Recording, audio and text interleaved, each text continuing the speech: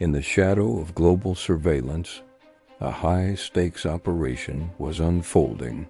This is the deconstruction of the joint strike on Iranian leadership.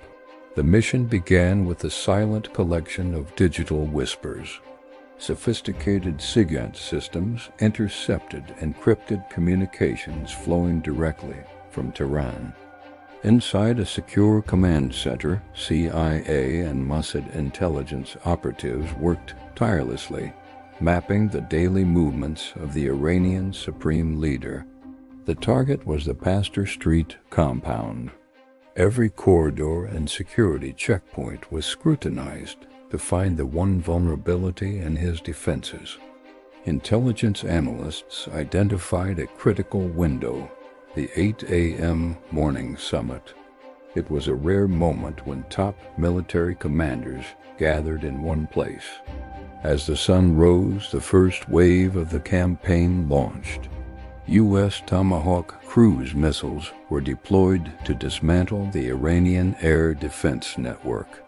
The primary objectives were the Bava 373 and S-400 radar systems.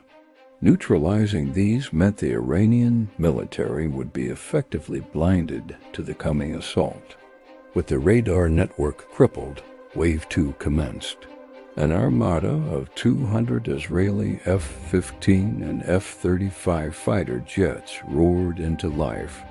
This massive aerial force required constant logistics. Flying oil tankers shadowed the fleet, providing the fuel necessary for the long-range penetration. The jets crossed into Iranian airspace at high speed, instantly neutralizing ballistic missile silos before they could be readied for counter-launch. The centerpiece of the strike was the GBU-28 bunker buster. This 19-foot-long munition is designed for one purpose: reaching the unreachable. Armed with 650 pounds of tritonol explosive and precision laser-guided fins, it represents the pinnacle of modern kinetic munitions technology. 30 of these massive bombs were dropped in rapid succession.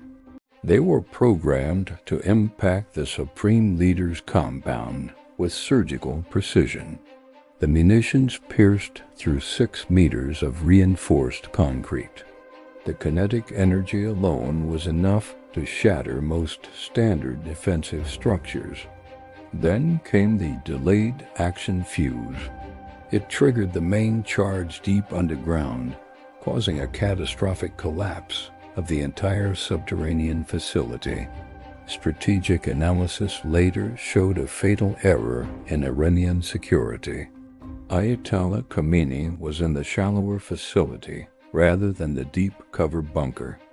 The strike effectively eliminated the core leadership. Ayatollah Ali Khamenei and Major General Mohammad Paper were among the first confirmed casualties. Over 2,900 targets across the nation were hit in a single 24-hour period. This massive scale earned the operation the title, King of Battles. Could alternative scenarios have worked?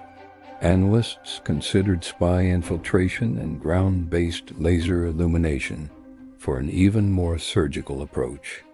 Other weapons like the Mark 82 and GBU-39 were also utilized. These munitions leverage fuse conduit rod technology to maximize internal damage. This operation demonstrated the terrifying power of the nuclear triad and modern air superiority.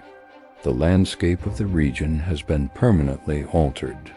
Modern intelligence and munitions technology continue to redefine warfare.